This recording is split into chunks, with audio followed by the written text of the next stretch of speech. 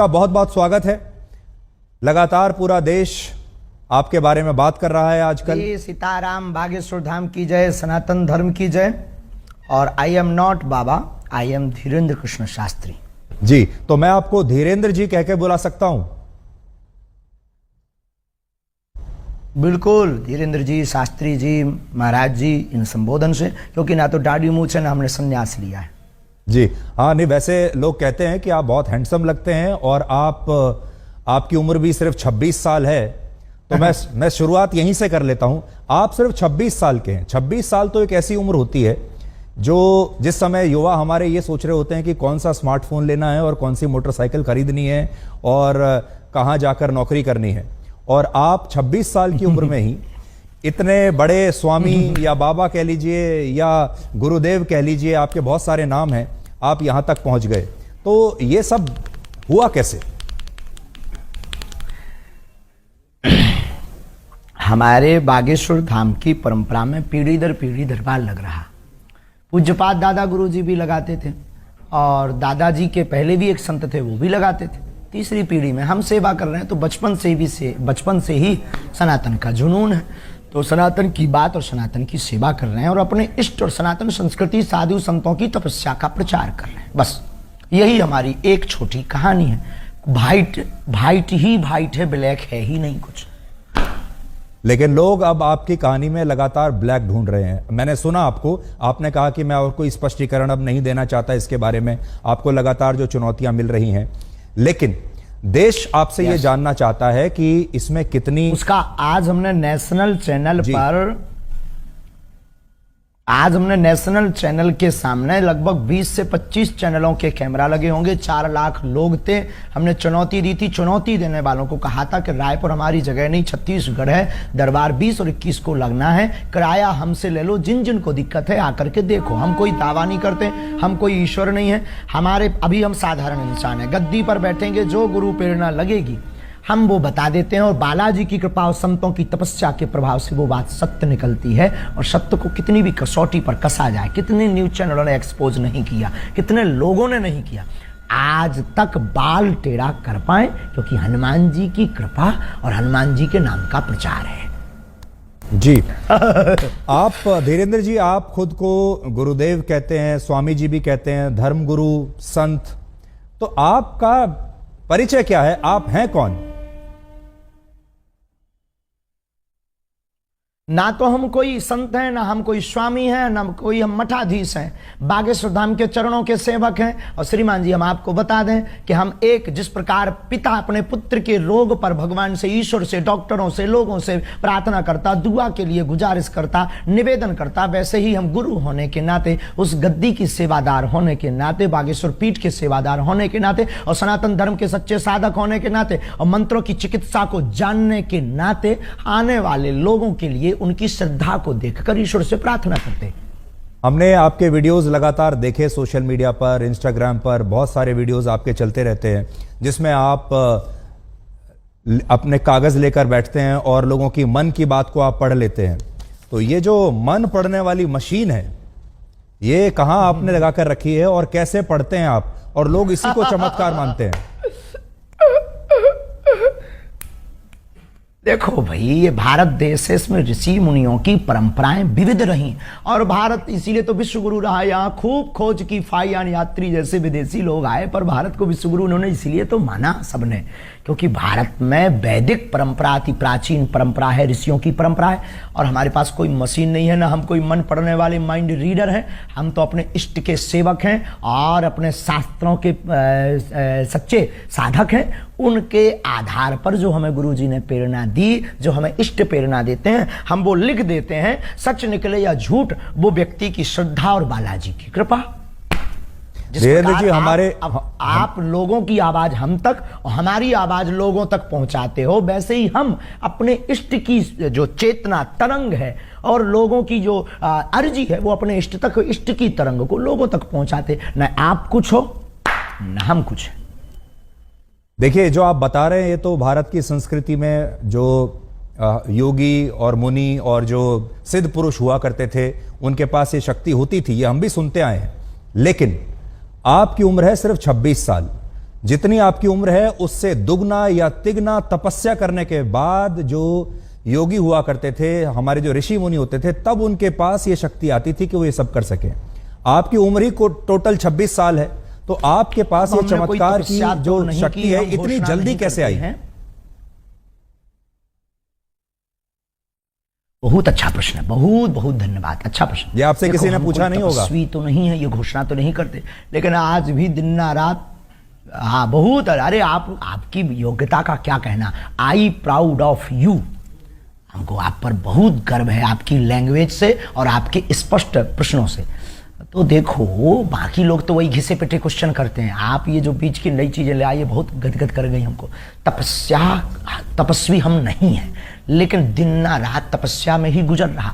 9-10 साल की अवस्था से ही हमने बालाजी की सेवा की। जब बच्चे खेलना सीखते थे तब से हमने हनुमान चालीसा का पाठ, और गुरु ने जो विधान बताया वो मीडिया पर बताने का विषय नहीं है, वो अनुभव का विषय है। कभी आप आइएगा तो उसको हम आपको बताएंगे कि हमने क्या क्या अपने जीवन में मुश्किलों को सहा, कितना हनुमान चालीसा का पाठ किया, रातों भर हनुमान जी के चरणों में बैठकर रोए हैं, रातों भर हवन किया है। उसका ही ये परिणाम है जो आज सनातन संस्कृति का झंडा जगह जगह गाड़ा जा रहा है। और जो भोले भाले लोगों को धर्मांतरण कर रहे थे छोटी छोटी ट्रिक दिखाकर, ऐसे मिशनरियों के मुंह पर तमाचा। भारत के इतिहास में नेशनल चैनलों के सामने कोई पादरी नहीं आया, कोई अन्य धर्मों के लोग नहीं आए, पर बागेश्वर धाम ने चैलेंज देकर के ललकार कर गद्दी पर ठोक कर झंडा गाड़ा है आज रायपुर के दरबार में। अच्छा, आप तो इतना लोगों के मन की बात जान लेते हैं, अंतर्यामी आप हैं।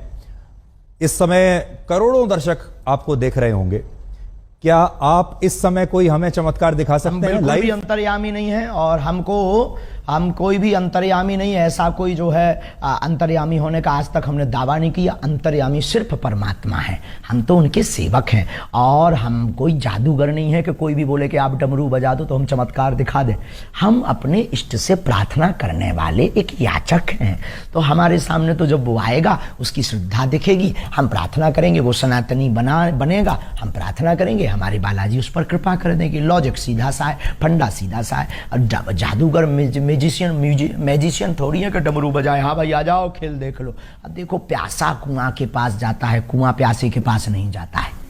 जी धीरेन्द्र जी, मैंने देखा आपके वीडियोस में, हम किसी को बुलाते भी नहीं है, बिल्कुल की श्रद्धा। अच्छा, आ जाए तो ठीक। आप ये बताइए, मान लीजिए अगर कोई और धर्म का व्यक्ति आपके पास आए, कोई इस्लाम को मानने वाला आए, कोई ईसाई धर्म को मानने वाला अगर आपके दरबार में आए और आपसे मदद मांगे, तो आप सिर्फ सनातनियों के लिए ही मदद करते हैं, या अगर कोई इस्लाम को मानने वाला भी आपके पास आ जाए तो आप उसके लिए भी आपके जो इष्ट देव हैं उनकी भी मदद करेंगे? बिल्कुल, मानव होने के नाते हमसे तो बहुत मुसलमान भाई भी जुड़े हैं, और बहुत क्रिश्चियन वाले लोग भी हमारे पास आते हैं, अन्य पंथों के लोग भी हमारे पास हजारों की तादाद में आते हैं। हम गिनती गिनवा देंगे कई दरबारों में। आप हमारे वो खोजिएगा, वो बताइए क्या बोलते हैं अपना नेट का, यूट्यूब खोजिएगा। यूट्यूब पर आपको लंबी लिस्ट मिलेगी, उसमें कहीं ना कहीं मुसलमान भाई का विचार उद्भाव और वो जो माइक पे बोलते हैं वो बाइट मिल जाएगी आपको, हम आपको भिजवा देंगे, आप अपनी टीवी पर दिखवा देना लोगों को।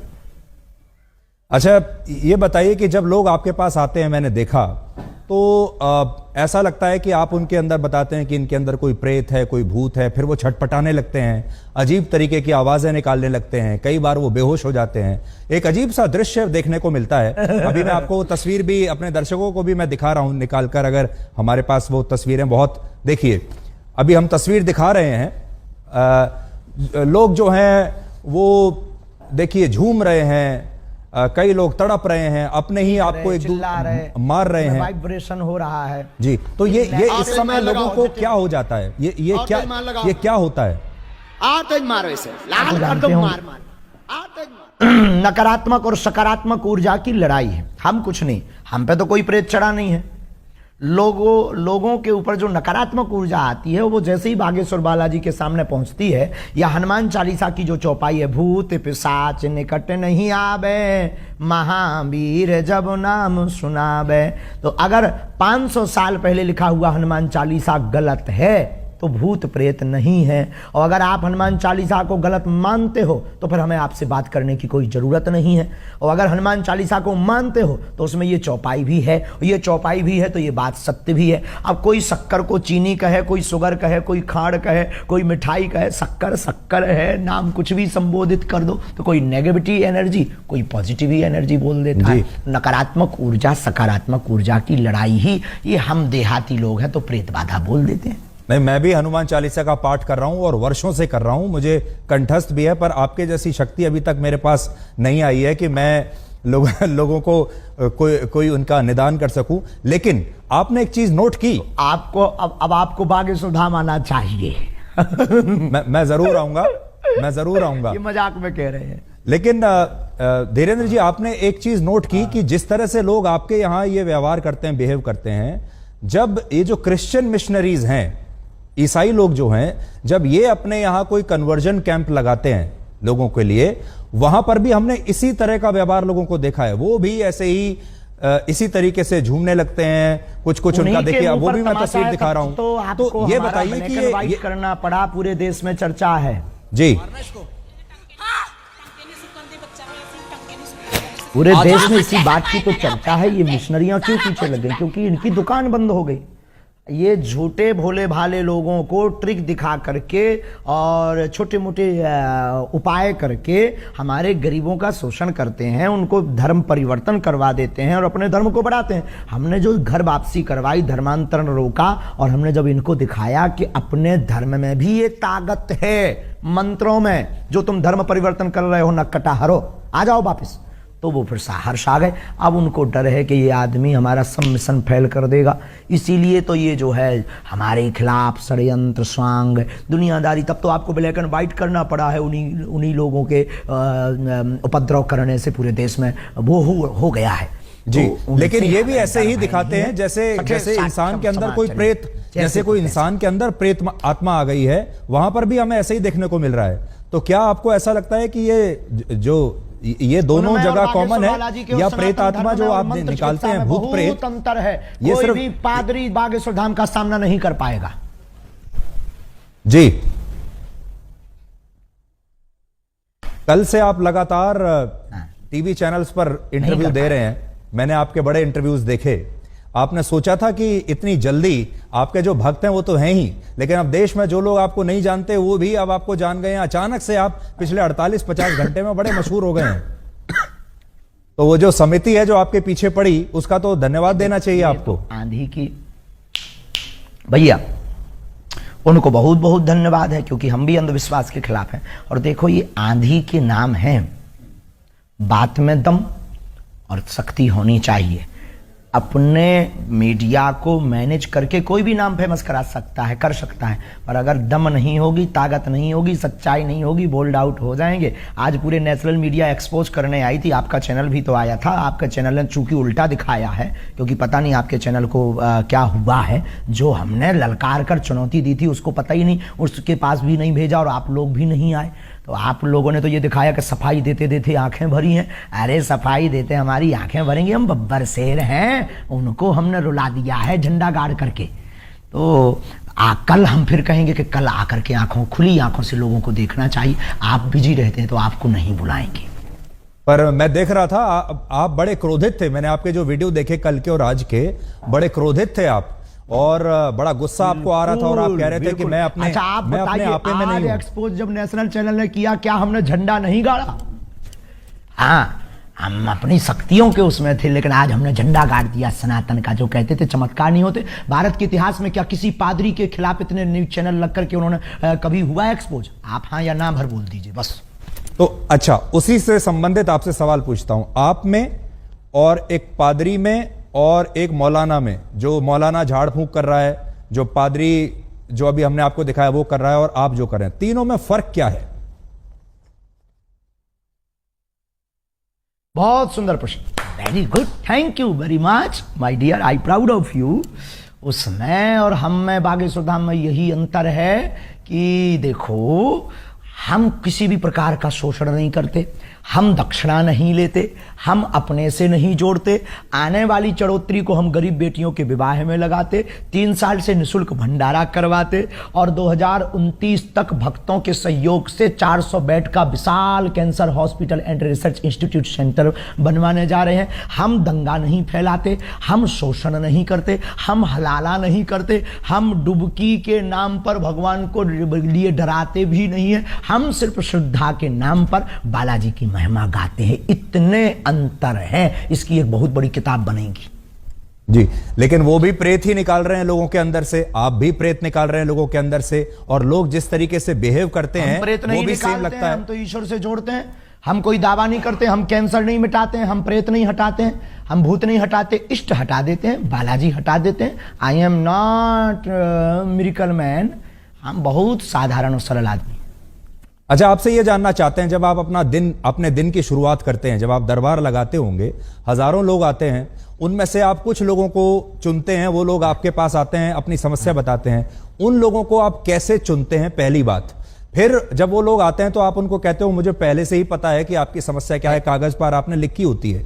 ये सब आप, इसकी तैयारी आप कैसे करते हो? सुबह सुबह आप उठ के हनुमान जी से पहले कह देते हैं कि भाई आज मुझे शक्ति चाहिए? कोई तैयारी नहीं है, कोई प्रयोजन नहीं है, नहीं, ये सब नहीं है। वो तो जाके गद्दी पर आवाहन करते हैं कि जिनकी पर्चा बनना हो आप मन में प्रेरणा दीजिए, तो वो मन में प्रेरणा दे देते कि भाई अमुक व्यक्ति को बुला लीजिए, नीरज को बुला लीजिए, धीरज को बुला लीजिए, विवेक को बुला लीजिए, इनको बुला लीजिए। ऐसी मन में प्रेरणा लगती, वो वहाँ बैठा होगा, ऐसे कपड़े पहना होगा। अब जैसे आज एक अद्भुत हो गया, अब कोई कहे कि तो माइंड रीडिंग हो सकता है। आज हमने आप में से किसी एक पत्रकार को कहा कि जाओ तुम जिसको उठा कर लाओ, उसी का पर्चा हमने पहले से ही बिफोर टाइम बनाकर रख दिया। अब वहां पूरी विज्ञानता शून्य हो गई।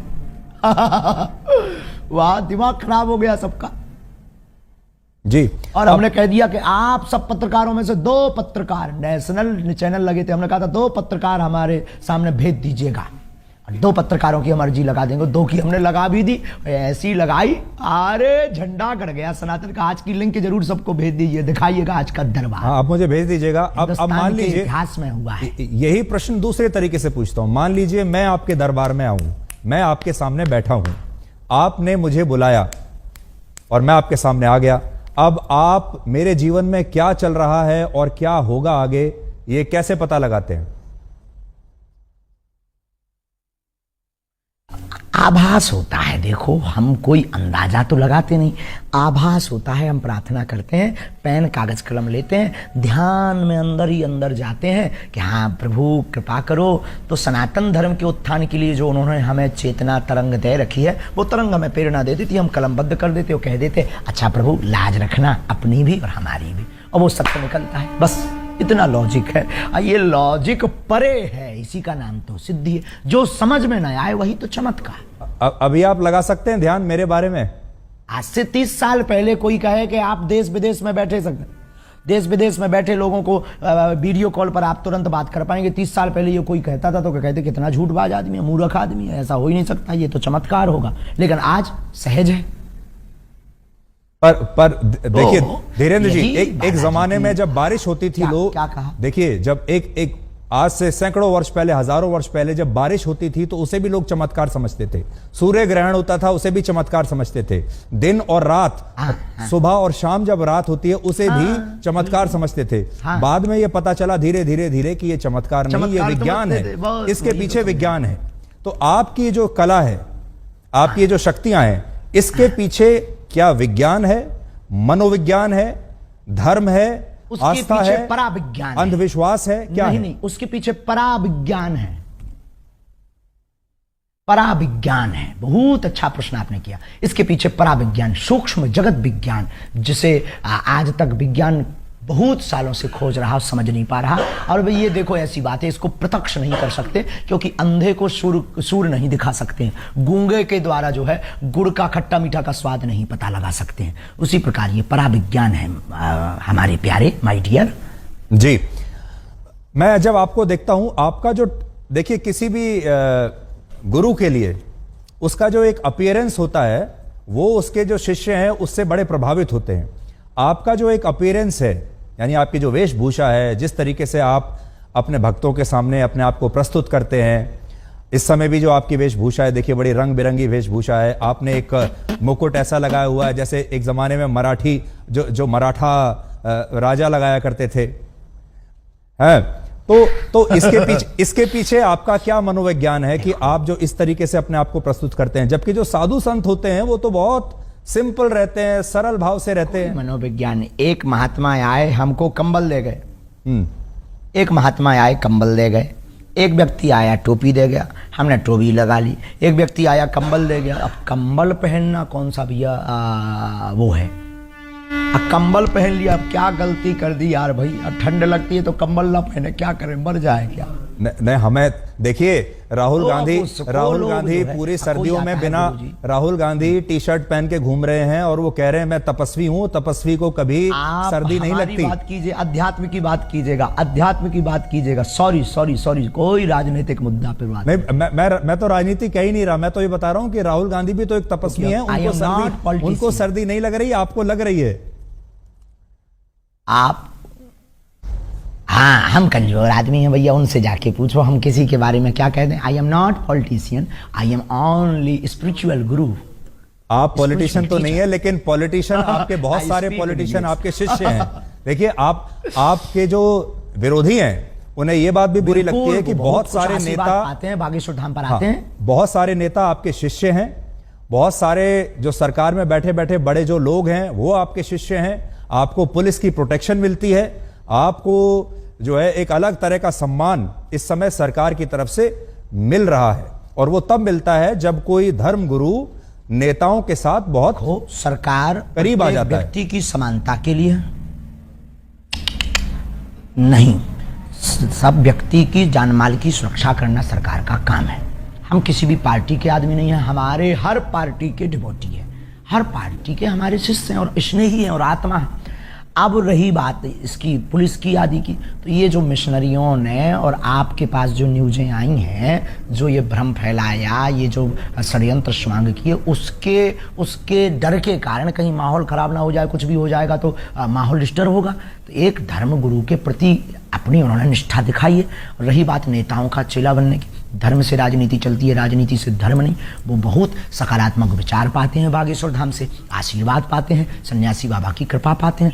अब किसी को अगर जलन हो रही हो तो वो विदेशी नेता बना ले, उसमें क्या दिक्कत है। विदेशी नेताओं को चेला बना ले, खुद को नेता बना ले, खुद के नेताओं को डिवोटी बना ले। अगर किसी की जल रही है तो मिर्चा लगना चाहिए, इसमें क्या बुराई है माय डियर। आपको लगता है आपकी जान को खतरा है?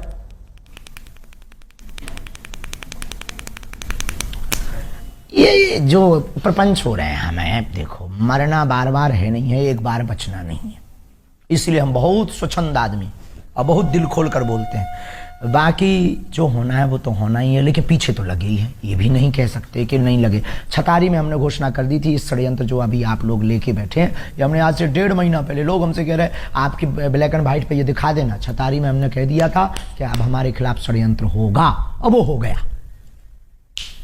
देखिए मैं तस्वीर देख रहा हूं, इसमें देवेंद्र फडणवीस आपके सामने हैं, डिप्टी सीएम महाराष्ट्र के पूर्व मुख्यमंत्री। हमने नितिन गडकरी की भी फोटो देखी, मनोज तिवारी भी आपके सामने हैं, कुछ बात कर रहे हैं। तो इससे ऐसा लगता है कि अब आप देश के शक्तिशाली लोगों के साथ आपका उठना बैठना हो गया है। हमारा पहले से ही उठना बैठना शक्तिशाली श्री हनुमान जी के साथ है, ये भूल गए आप। पूरे आला बल के मैनेजमेंट गुरु लॉर्ड हनुमान के साथ हमारा उठना बैठना है 11 साल की अवस्था से। वो दिखाइए जरा फोटो। आप लोगों की समस्याओं का निदान करते हैं, पर्सनल समस्याएं जो लोगों की होती हैं, किसी की कोई बीमारी है, किसी की प्रमोशन नहीं हो रही, किसी को और कोई दिक्कत है। आपने कभी आपको इस तरह का आभास नहीं हुआ जिससे पूरे समाज का फायदा हो सके, पूरे देश का फायदा हो सके? कभी आपको ऐसा आभास नहीं हुआ कि आप पहले से बता सके कि भाई कोविड आने वाला है, सावधान हो जाओ, कोई आतंकवादी हमला होने वाला है, वो आपको पहले से पता चल जाए? बहुत अच्छा, ये भी बहुत अच्छा। देखो कोई अर्जी लगाता है तो हम उस आधार पर, जैसे हमारे पास राजनीतिक लोग आते हैं तो वो पूछते हैं प्रदेश का हाल क्या होगा, तो हम बता देते हैं भाई ऐसे ऐसे संयोग बन रहे हैं। हम कोई आई एम नॉट भविष्य वक्ता, हम कोई ज्योतिषाचार नहीं है, हम भविष्यवक्ता नहीं, हमें जैसी प्रेरणा लगती है हम बता देते भैया ऐसा होगा। अब कोई अर्जी ना लगाए तो हमारी बात को कौन सुनने वाला है, कौन हमारी बात को इतना सुनेगा और कौन नियम मानेगा, कौन नियम करेगा, कौन आएगा। बाकी विश्व कल्याण की मंगल कामना हम प्रतिदिन करते हैं कि ईश्वर जो होना वो तो होना ही है, पर विश्व का मंगल हो। शाहरुख खान की नई फिल्म आ रही है पठान, उसका विरोध करने के लिए आपके दरबार में किसने अर्जी लगाई थी?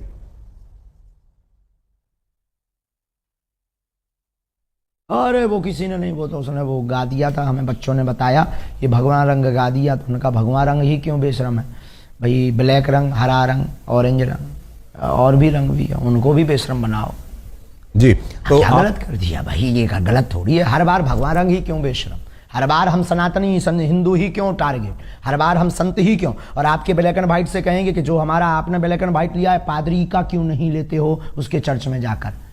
नहीं, हम उनका भी करेंगे। और मैंने तो आपसे पादरियों के बारे में और मौलानाओं के बारे में जितने सवाल मैंने आपसे पूछे हैं किसी ने नहीं पूछे होंगे। किसी ने नहीं पूछे और हम आपसे बहुत खुश हैं। हमने कहा ना 3 बार हम आपकी तारीफ कर चुके हैं, बहुत सहज हैं आप, बहुत अच्छे हैं और आपके ब्लैक एंड व्हाइट को देखना चाहिए लोगों को। आई सपोर्ट यू, पर आप हमारा भी सपोर्ट करिए सनातन का। जी जी, नहीं देखिए, हमारा स्वामी जी, हमारा जो कर्तव्य है वो है ब्लैक और व्हाइट। अब आप अपनी बात कहने के लिए, अपनी पैरवी करने के लिए स्वयं बैठे हैं। अब आप मेरे ऊपर या आज तक के ऊपर आरोप नहीं लगा सकते कि मेरी बात सही नहीं है। अब आप स्वयं अपने स्पोक्स पर्सन हैं, स्वयं अपने प्रवक्ता हैं। आज गलत किया है, आज दिन में गलत किया है, आज तक ने सत्य नहीं दिखाया है। अब देखिए, अब वो सारी चीजें अब लोगों के सामने आ जाएंगी। पर हम आपसे ये जानना चाहते हैं कि क्या एक धर्म गुरु को फिल्मों के बारे में बोलना चाहिए? दिखा दीजिए आज दिन भर की वीडियो। शाहरुख खान के बारे में बोलना चाहिए एक धर्म गुरु को? क्या आप छोटी छोटी जो सनातन के खिलाफ बोलेगा, चाहे वो फिल्में वालों हो चाहे वो राजनेता हो, हमने शिक्षा मंत्री के खिलाफ भी बोला बिहार के, उस पर बात क्यों नहीं की? जो सनातन का विरोध करेगा हम उसके खिलाफ बोलेंगे। अगर ये दंगाई है, अगर ये भड़काऊ है तो ये होते रहना चाहिए, इतना खौफ बहुत जरूरी है। तो ये आरोप आप, इसका मतलब सही है आपके ऊपर जो लोग कहते हैं कि आप हिंदुओं को जो आते हैं वहां पर उनको भड़काते हैं, आप एकजुट करते हैं, लोगों को समझ में भड़काना आता है, जो हिंदू नहीं है उनको भड़काना आता है। अपनी अपनी समझ है। किसी को कल तक हम पाखंडी नजर आ रहे थे, किसी को कल तक हम चुनौती से भागने वाले नजर आ रहे थे, जब आज हमने ठोक दिया, ठिकाने लगा दिया, तो बुद्धि ठिकाने लग गई पूरी नेशनल मीडिया के सामने। तो ये अपनी अपनी, जब तक हमको समझा नहीं तब तक वो ऐसा समझेंगे। बहुत सारे लोग आपको सोशल मीडिया का स्वामी भी कहते हैं, क्योंकि अब आप यूट्यूब पर बड़े एक्टिव हैं, इंस्टाग्राम पर आपके लगातार वीडियो चलते जा रहे हैं, और ये एक नई तरह की जो है क्रांति है जिसमें हम ये देख रहे हैं कि धर्मगुरु भी अब आश्रमों से बाहर निकलकर सोशल मीडिया पर आ गए, मोबाइल फोन पर आ गए। लोग आपको मोबाइल फोन पर देख रहे हैं। ये अपने आप हो रहा है धीरेन्द्र जी, या आपके पास कोई सोशल मीडिया टीम है जो आपको रोज वायरल करती है? एक दूसरे में विज्ञान और विज्ञान दोनों एक दूसरे से जुड़े हुए हैं। हमारी कोई टीम नहीं है। हम तो पहले दरबार लगाते थे, पहले भी कथाएं करते थे, लाइव नहीं आते थे। फिर संस्कार वालों ने आके कहा कि हम आपकी कथा को दिखाएंगे, क्योंकि आपकी कथा में, आपके दरबार में दम है और सनातन का प्रचार होगा। हमने कहा भाई अगर तुम्हें दिखाना है तो दिखा दीजिए, हमें क्या दिक्कत है, बस इतनी ही कहानी है। अब आप आए, आप बोले हमें ब्लैक एंड व्हाइट दिखाना है, अब आप भी हमारी टीम में शामिल हो। नहीं, आपने मेरी बड़ी तारीफ की। मैं भी आपको इतना तो कहूंगा कि you are a very good speaker. Thank you very much. तो अब ये बताइए, अब ये जो 2-3 दिन से आपको लेकर विवाद हुआ है, अब इसके बाद से आपको ऐसा लगता है कि ये एक तरीके से नया जीवन अब शुरू हो रहा है? निपट गया। रोज आपके टीवी पर इतने इंटरव्यूज अब आपने दिए। हमारा नया जीवन, नई क्रांति शुरू हो रही है। रोज चुनौती आएंगी, अब हमें उनकी तरफ ध्यान नहीं देना है। कितनी बार हम सत्य की कसौटी पर कसेंगे। पहले आधी हकीकत आधा फसाना आया, फिर हमारे पास में छोटे छोटे पत्रकार आए, फिर हमारे पास में कुछ तार्किक आए दिल्ली के, उन्होंने हमें एक्सपोज किया धाम पर। सबने मुंह खाई, सबने मुंह की खाई, सबने जय जयकार की। आज हमारे पास में रायपुर छत्तीसगढ़ में 20 नेशनल चैनल आए, उनके सामने भी हमने दिखा दिया कि अब आप उठा लाओ, हम खुलना चैलेंज देते हैं, ललकार कर देते हैं। और जब वो भी मुंह की खाने, उन लोगों ने भी सत्य माना। मतलब आप लोग तो, आपकी भूमिका नहीं है, आपकी भूमिका तो सत्य को दिखाने की भूमिका है। आपकी उसमें क्या गलती है? जो लोग मांगते हैं आप वो दिखाते हैं, पर कई बार वो दिखाते हैं जो मांगते भी नहीं है लोग। ये बात अलग है, लेकिन आपने भूमिका निभाई और आज हमने अपनी कसौटी पर हम खड़े उतरे। अब हमें बहुत चुनौतियों से डरना नहीं है और बहुत ज्यादा उस पर टाइम बर्बाद नहीं करना। बहुत बहुत धन्यवाद। अब हम दो एक सवाल, आखिरी सवाल मैं आपसे करेंगे। आखिरी सवाल आपसे पूछना चाहता हूँ। वाइट है। आखिरी सवाल आपसे पूछना चाहता हूँ, आपने गाइड फिल्म देखी है? जी नहीं, हमने नहीं देखी। अच्छा, तो गाइड फिल्म में स्वामी जी एक गाइड फिल्म थी जिसके नायक थे देव आनंद, बहुत मशहूर हीरो थे। उसमें दिखाया यह गया है कि जो उसका जो मुख्य किरदार है वो अच्छा सूखा पड़ा हुआ है एक गांव में और वो बारिश नहीं हो पा रही है। उसके लिए वो एक आम इंसान है, लेकिन वो उसके लिए तपस्या करनी शुरू कर देता है और लोग आसपास के उसको बाबा समझने लगते हैं और लोगों को विश्वास इतना हो जाता है उस व्यक्ति के ऊपर कि वो वाकई तपस्वी बन जाता है और फिर वो अपनी जान दे देता है उसके लिए। आपको ऐसा लगता है कि आपके साथ भी ऐसा ही हुआ? आपका जो बचपन है बड़ा संघर्षों से बीता, बहुत गरीबी में आपने अपना बचपन बिताया। अभी भी आप, मैं तो ये कहूंगा कि अभी युवा ही हैं आप, और ये जो विश्वास का जो पूरा जो इकोसिस्टम है, इस पर आप बेसिकली लोगों के साथ संवाद कर रहे हैं। चाहे हनुमान जी आपके साथ हो या ना हो, लेकिन एक विश्वास जब बन जाता है लोगों का आपके ऊपर, तो वो फिर वो शक्ति अपने आप ही एक अलग दिशा में जाने लगती है।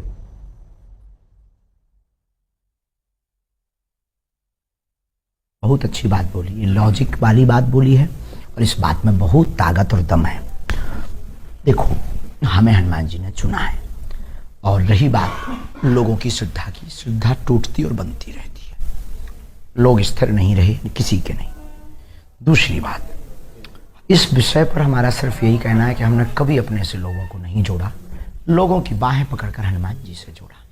अगर ये गलत है तो क्या कहते हैं, बस हम ना कोई तपस्वी है, ना हम कोई बहुत साधारण भाषा में बोलें कि बहुत बड़े चमत्कारी है, साधारण इंसान है।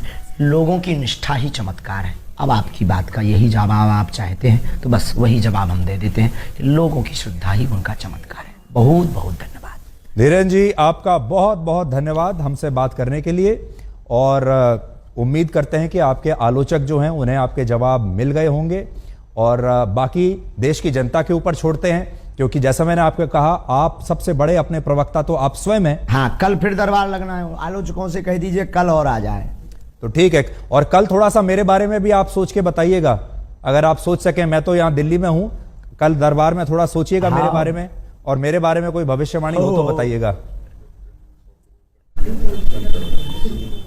अरे अब आपके बारे में क्या करना, सामने कर देंगे, इस पे तो ये हो जाएगा कि कंट्रोवर्सी हो जाएगी, कुछ उल्टा निकल जाएगा मुंह से। जी, तो कंट्रोवर्सी तो खैर ठीक है, अब तो विवादों की आपको आदत पड़ गई होगी अब तक तो, और इसका मतलब यह है कि आपके अगर दुश्मन बढ़ रहे हैं, इसका मतलब आपके शिष्यों की संख्या बढ़ रही है, इसलिए आपके दुश्मन भी बढ़ रहे हैं। आहा, बहुत गजब की बात, बालाजी के समर्थक बढ़ रहे हैं। धीरेन्द्र जी, बहुत बहुत शुक्रिया हमसे बात करने के लिए। Thank you very much, you are a good speaker. जय श्री राम, सनातन धर्म की जय।